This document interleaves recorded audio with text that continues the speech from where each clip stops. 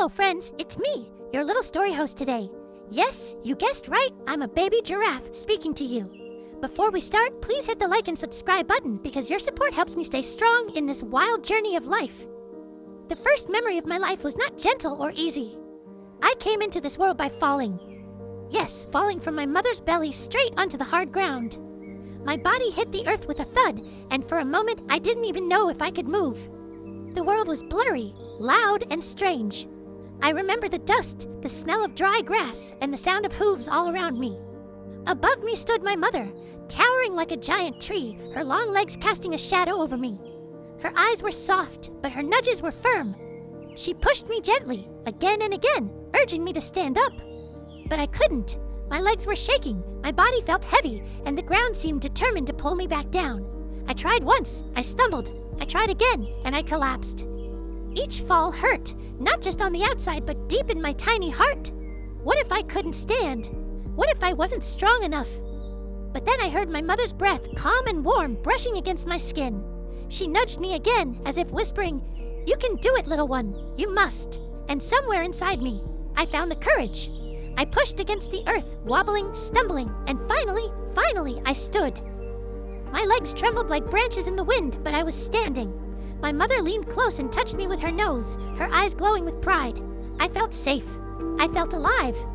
But the world did not wait for me to learn slowly. The tall grass swayed, and I felt eyes watching us. Predators, lions, they knew a newborn giraffe is weak, easy prey if left unguarded. My mother stood tall, scanning the horizon, her long neck stretched high like a watchtower. Her shadow covered me. Her presence warned the lions to stay back, for now. But I could feel their hunger.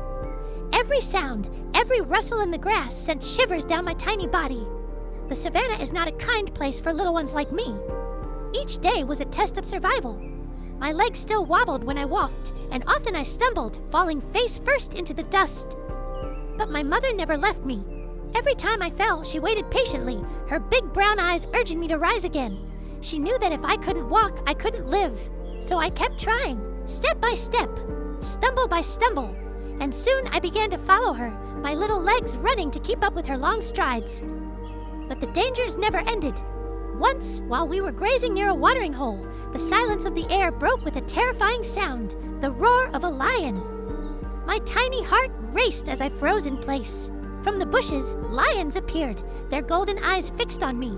I felt my whole world collapse in fear, but my mother moved in front of me, kicking the ground with her powerful legs. A giraffe's kick can kill even a lion, and she was ready to fight. I pressed myself close to her legs, trembling, wishing I could disappear. The lion circled, growling, waiting for a chance. But my mother did not move an inch. She was a fortress.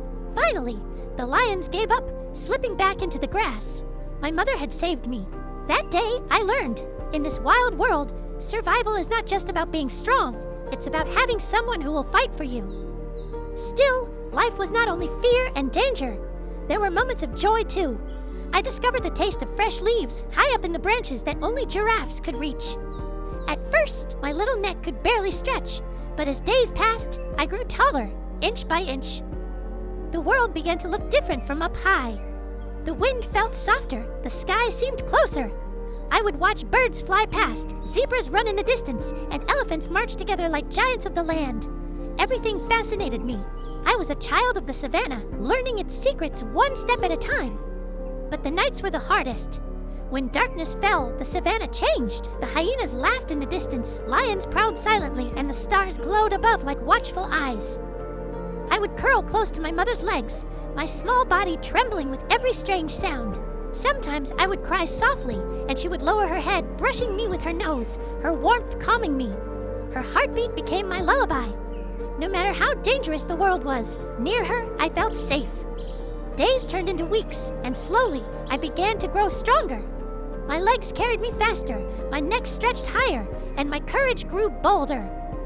I learned to run, stumbling less and less, my hooves striking the ground with confidence. I chased the wind, I danced with the grass, and I played with other calves in the herd. Together we ran in circles, our laughter silent but felt, our innocence shining in the dangerous world around us. But life always had lessons waiting. One afternoon, while exploring too far from my herd, I found myself alone. The air was still, too still. Suddenly, from behind a bush, a spotted figure appeared. A leopard, its eyes locked on me, hungry, patient, deadly. My legs froze, my breath caught, and for a moment I couldn't move. The leopard crouched, ready to pounce. Fear crushed me. But just then, a loud sound echoed, a thundering of hooves. My mother appeared, racing toward me, her long legs shaking the ground. The leopard vanished into the grass, defeated. My mother nudged me roughly, almost angrily, as if saying, "Never wander too far, little one. Stay with me." And I promised myself I would never forget. Every sunrise became a blessing. I began to love the mornings when the air was cool, the dew sparkled on the grass, and the world felt peaceful. I would watch my mother stretch her long neck, reaching leaves high in the trees, and I would try to copy her, clumsily reaching for the lowest branches. I dreamed of the day I would be tall like her, strong like her, fearless like her. But deep down, I also understood something. Life is fragile. Many calves like me don't survive their first year. Predators, hunger, even the harsh weather can take them away. Every day was uncertain, every step a risk, and that's why I cherished every moment. Every breath of the wind, every sound of the savannah, every nudge from my mother. Because life, no matter how dangerous, was also beautiful. And now, here I am, still learning, still growing. I may be small, but inside me beats the heart of a survivor. My story is not just about fear or danger. It is about love, courage, and hope. And someday, when I grow tall enough to touch the highest branches, I will look over the savannah and remember these days. The days when I was just a tiny calf, finding my way in a world so big and wild. So if you're still here with me, thank you for walking this journey by my side. Your support, your kindness, means the world to me. Because just like me, everyone is fighting their own battles, stumbling, falling, and rising again. And maybe, just maybe, my story can remind you that no matter how hard life pushes you down, you can always stand up again.